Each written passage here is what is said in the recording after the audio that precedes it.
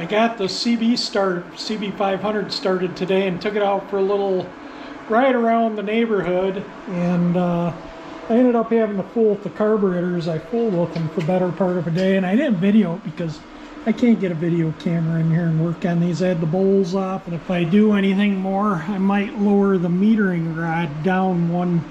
They're all the way, the rod's all the way up. It's like one groove from the very bottom of the rod, and I might put it up one groove to lower it. If that, you know, if new points don't take care of the performance issue. But it runs pretty good. I'll tell you what, you twist that throttle grip, you know, you got some power in it. It runs good. I put 1 mile and almost 7/10 on it. I got to readjust the chain now that I've ridden it a bit. That needs to be tightened up a smidge, so I'll do that tomorrow.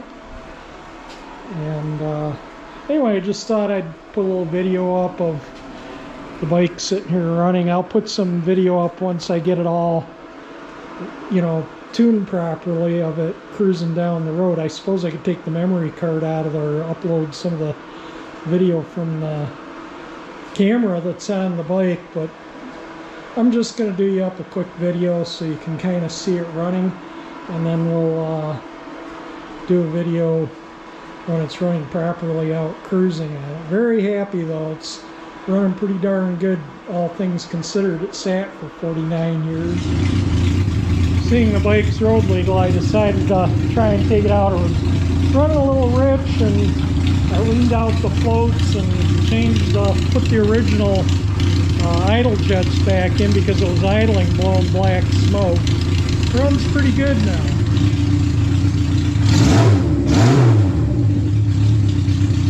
I think I am going to get new points and condenser for it though, because it does have a performance issue, and I've worked on the carburetors all day.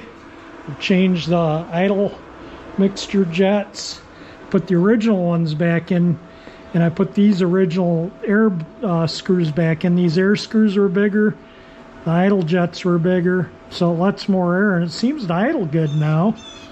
And but it's still sometimes a little rich. I might shallow out the floats again a little more. I shallowed them out about maybe 1 millimeter.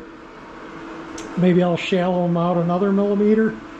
And I think I'm going to order new points and condenser for it too, so I can, because it's the original ones from when I got the bike, and you know, I went to put that electronic ignition and it was garbage, so it could just be the points. So before I mess with the carburetors anymore, I think I'm going to get points condenser and put points condenser in it. But it, man, it just starts at the touch of the key, button, the starter button. Look at that.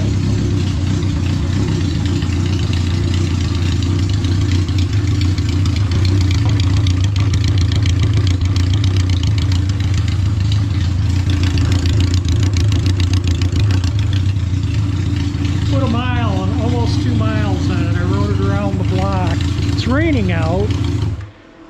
Yeah, it's wet and rainy, but it's warm, so I don't care. But it's not wet enough to where it got me wet or the motorcycle wet. But yeah, it is raining out. And I think I need to check the air in the tires. I haven't checked them since I bought the bike, so I might do that too.